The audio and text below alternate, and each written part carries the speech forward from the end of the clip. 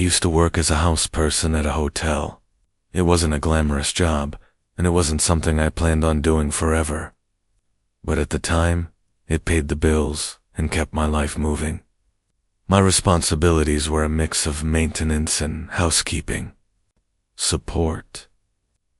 I fixed broken appliances, unclogged toilets, delivered extra towels, helped guests when the front desk was overwhelmed, and handled small issues that didn't require a manager.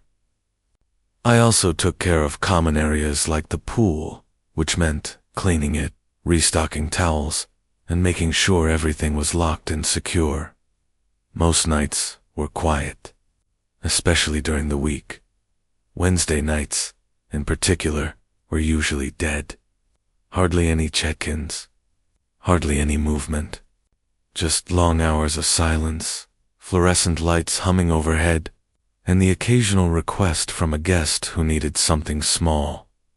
I had worked plenty of night shifts before, and nothing about the job ever scared me. If anything, I liked the calm. There was something comforting about empty hallways and predictable routines.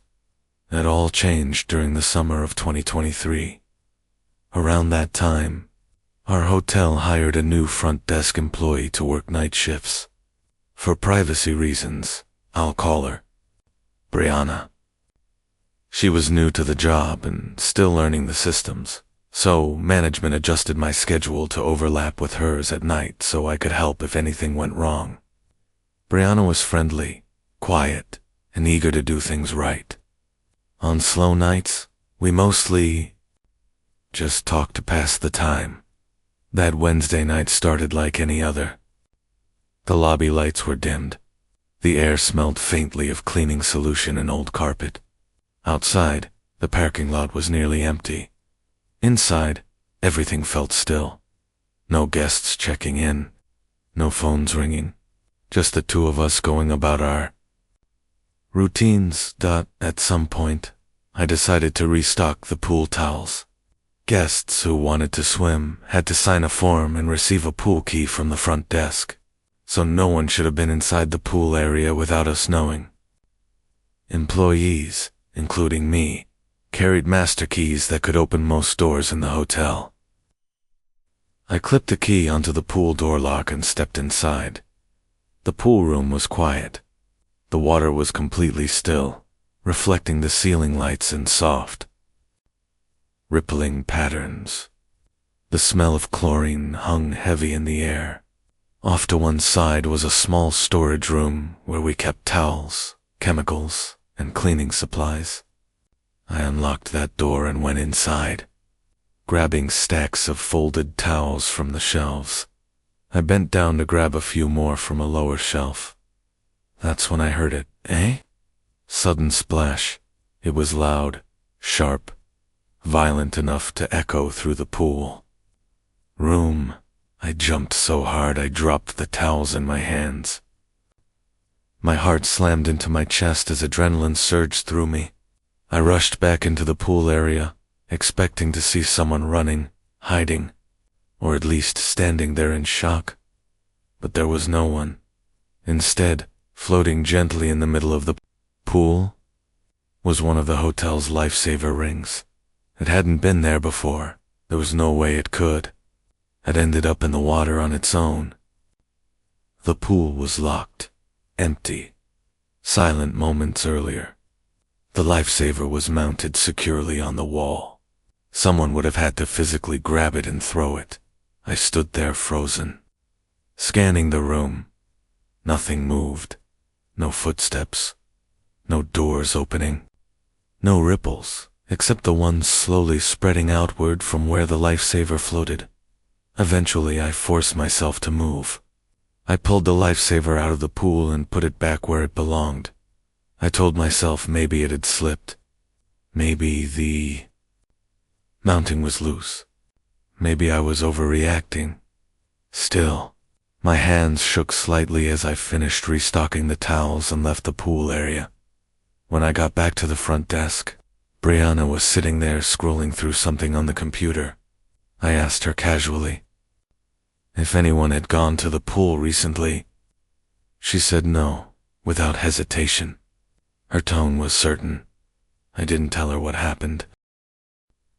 She was new, and I didn't want to scare her or make myself sound crazy. I brushed it off and went back to my duties, though the unease lingered in the back of my mind. The night stayed quiet for a while after that. Around 9:30 p.m., a maintenance request came through the system. Room 324's toilet wasn't working. Brianna checked the booking details and confirmed the room was empty. The guest assigned to it wasn't scheduled to arrive until Friday. I grabbed my tools and headed upstairs. The third-floor hallway felt strangely still.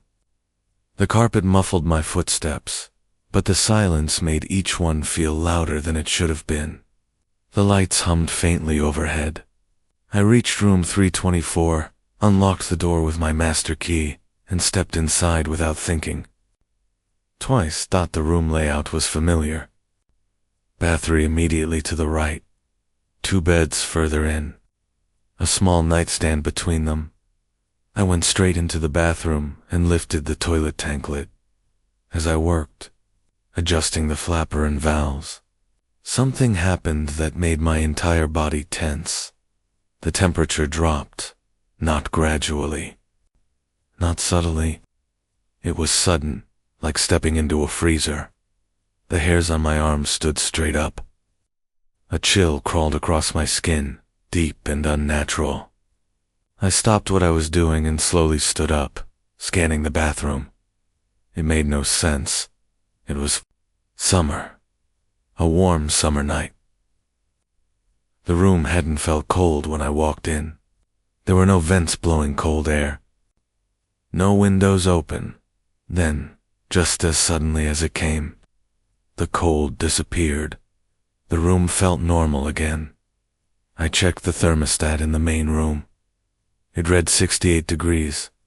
That was colder than expected, especially for an empty room. I frowned, but tried to convince myself it was nothing. Old buildings had quirks. HVAC systems did weird things. Still, the pool incident lingered in my mind. I went back to the toilet, determined to finish the job quickly and leave. A few minutes later, the toilet flushed properly. Relief washed over me. I watched the tank refill, feeling the tension ease slightly. Then I heard it, loud thump. It came from somewhere in the room outside the bathroom. My body froze instantly. The cold returned, stronger than before. It wrapped around me like icy fingers, making my breath catch in my throat.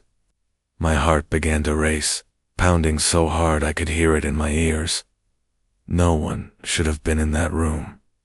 Slowly, carefully, I placed the toilet lid back on and stepped toward the bathroom doorway. That's when I saw the room phone. It was hanging off the nightstand, dangling by its cord, swaying slightly, but my attention didn't stay on the phone.